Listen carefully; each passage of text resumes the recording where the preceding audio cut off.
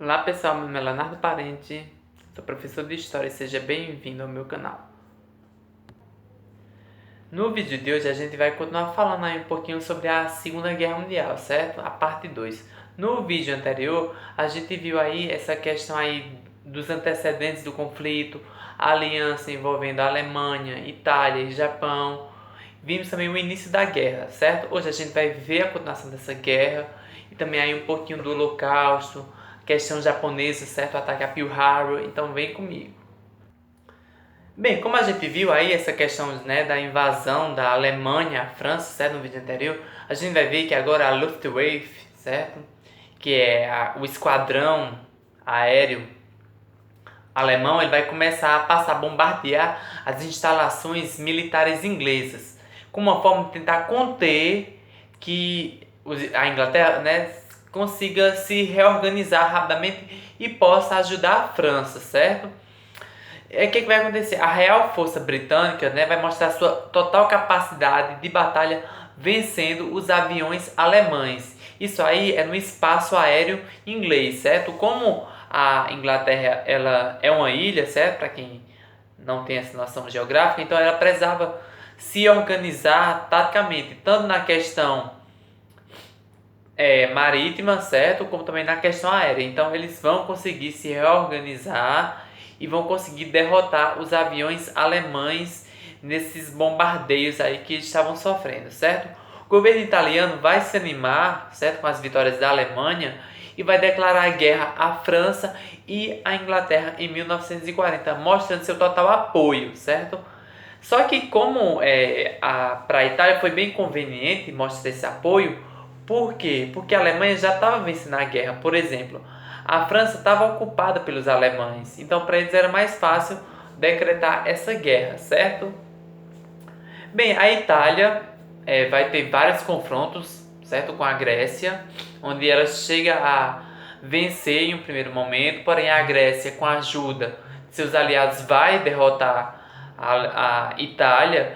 E o que é que acontece? A Alemanha, como está aliada à Itália, né, elas vai se unir e junto com o auxílio alemão, então a Alemanha ela vai ajudar, certo, seu aliado, a Itália, e juntos vão conseguir derrotar aí os gregos, certo? Já em 1941, o que é que acontece? A Alemanha vai invadir a União Soviética, ou seja, todo aquele pacto que tinha, né, Ribbentrop-Molotov, que era um pacto de não agressão, vai ser totalmente rasgado agora, certo? O que é que vai acontecer, certo? Vão se reunir soldados alemães, italianos, romenos, húngaros e finlandeses e vão começar a iniciar a conquista da União Soviética. A União Soviética ainda estava, de certa forma, ainda um pouquinho em crise, certo? Não conseguiu reorganizar um grande exército e seu território era muito longo, certo? Então, assim, os exércitos, né, alemães vão concentrar seus ataques em três frentes, certo? Uma vai ser em Leningrado, ao norte, Moscou ao centro e vai pegar áreas agrícolas, né, da Ucrânia, na região sul. Essas áreas agrícolas é bem interessante, certo? Porque a força soviética ela está no campo devido à sua grande extensão territorial. Então a Alemanha acaba, né, fazendo um trunfo a mais, conseguindo vencê-los, certo? Bem, as primeiras semanas vão ser completamente devastadoras. A Alemanha, junto com seus aliados, vão derrotar e arrasar tudo, certo? Os alemães tomaram certos territórios onde havia a grande produção industrial, além de inúmeras riquezas minerais e também agrícolas, certo? Ou seja, como é a base da economia soviética, eles conseguindo tomar essas regiões, aí a União Soviética fica completamente entregue à sua própria sorte, certo? Então a Alemanha ela vem para arrasar com tudo. E nesse mesmo ano, certo? Em 1941, os nazistas começam a se aproximar de Leningrado e também de Moscou, com uma tentativa, né, de tomar cada vez mais o poder. Bem, os militares alemães, certo, eles vão receber ordens para não ter clemência com a população soviética. Ou seja, a ordem, né, oficial era para que toda a população fosse dizimada. Os nazistas acabaram impondo, certo, um clima de terror em todos os territórios ocupados. Ou seja, eles não deveriam ter clemência de ninguém. Era arrasar, aniquilar, não deixar ninguém sobrar para poder contar a história. Certo? Era esse o grande objetivo dos alemães. Então, os países conquistados deveriam servir de fornecedores de riquezas à Alemanha, certo? As pessoas que resistiam eram mortas e aquelas consideradas inferiores, como judeus, eslavos, ciganos, homossexuais, testemunhas de Jeová, deveriam ser mandados para campos de concentração. Isso mesmo. Nessa questão em que os países deveriam servir de fornecedores de riquezas, é porque como a Alemanha estava com uma guerra muito grande, ela precisava de recurso material e financeiro para poder continuar, né, mandando na guerra, certo? Bem, nessa parte aí, falando sobre essa questão dos judeus, aí eles se envolvem no que a gente chama de holocausto, certo? Com o passar do tempo, os nazistas aperfeiçoaram seus métodos assassinos, utilizando caminhões que funcionavam como câmaras de gás móveis. Isso mesmo, as pessoas eram trancadas dentro desses caminhões, no container desses caminhões, certo? E lá eles tinham que inalar um gás altamente tóxico. Esse gás matava as pessoas em pouco tempo por asfixia. Esse foi um dos métodos muito utilizados pelos nazistas, certo? Ao longo da guerra, os nazistas criaram um novo tipo de campo, certo? Voltado para o assassinato em massa, os chamados campos de concentração. Esses campos de concentração, as pessoas trabalhavam como escravos e era completamente subhumano a forma como eles eram tratados, certo? Inicialmente, os campos de concentração abrigavam comunistas, ciganos, homossexuais e testemunhas de Jeová. Porém, com o desenrolar da guerra, as maiores vítimas serão justamente os povos judeus, que é aí que está o antissemitismo nazista, certo? Criado por Adolf Hitler. Aí o antissemitismo, que é o ódio aos judeus.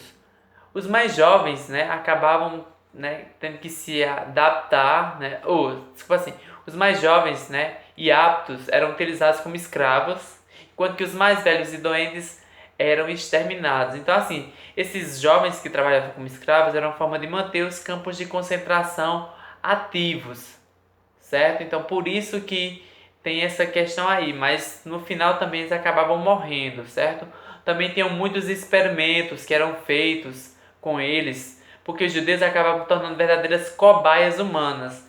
Joseph Mengele, que ele é chamado de o anjo da morte, certo? Ele fazia muitos experimentos com pessoas, como por exemplo, amputar uma perna de alguém para saber se ela crescia com o tempo, amputar o braço também. Ele gostava também de muitos experimentos com gêmeos, que era para saber se a dor que um sentia, o outro sentia também. Então, assim, eram testes científicos que as pessoas eram utilizadas aos métodos mais horríveis que você possa vir a imaginar, certo? Estima-se que no final da guerra cerca de 6 milhões de judeus foram mortos nos campos de concentração, certo?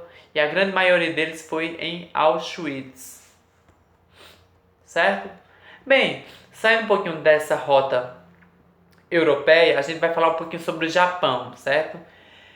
Que precisava de muitas matérias-primas para manter a sua indústria crescente. Aí em 1931 ele vai tomar a Manchúria e conquistar alguns territórios da China. A Manchúria era uma região muito rica e era um ponto aí que ajudaria bastante o Japão. Então, em 31, 8 anos antes de começar a guerra, os japoneses já estavam tomando de conta de toda aquela região, certo? Porque era uma forma que eles tinham de conseguir aí aumentar seu poderio. Eles tinham uma ideologia militar e nacional, certo? Os japoneses, que era a superioridade dos japoneses em relação aos outros povos da região. Eles se mostravam que eram altamente fortes e conseguiam muito bem controlar toda a região. A gente vai ter aí o expansionismo japonês entrando em conflito aí com o americano no Pacífico. Isso mesmo. E esse expansionismo japonês aí vai tentar acabar com a economia alemã. Só que o que é que os japoneses vão fazer? Eles vão atacar o coração dos americanos, que para controlar, né, para conter o controle estadunidense do Pacífico, certo? Em dezembro de 1941, o Japão atacou de surpresa a maior base naval dos Estados Unidos na região, que era Pearl Harbor, no Havaí. Acredita-se que aproximadamente 3.000 pessoas morreram nesse conflito. E foi através do ataque de Pearl Harbor que os americanos vão entrar na guerra, porque até o momento eles achavam que Hitler, Mussolini era um problema dos europeus, então eles não tinham nada a ver. E Pearl Harbor, na verdade, era uma base militar onde, se fosse necessário entrar numa guerra para ajudar de alguma maneira, era a partir dali que iam partir, no caso, as esquadras a caminho da Europa. Só que esse ataque japonês pegou eles completamente de surpresa, certo? Eles foram enganados através de mensagens onde o Japão, né, dizia que não iria atacar, mandava mensagens falsas para desviar o foco. A partir daí é que começa justamente a entrada dos Estados Unidos no conflito e começa a mudar, porque vai ser criada uma aliança justamente contra o eixo, que era Alemanha, Itália e também Japão. Certo? E no próximo vídeo a gente vai ver justamente essa questão aí de como foi organizada essa aliança que vai envolver franceses, ingleses, soviéticos e alemães no conflito. A gente também vai ver como se deu o fim do conflito, a entrada do Brasil nesse conflito, tá bom? Tudo isso no próximo vídeo. Então até a próxima.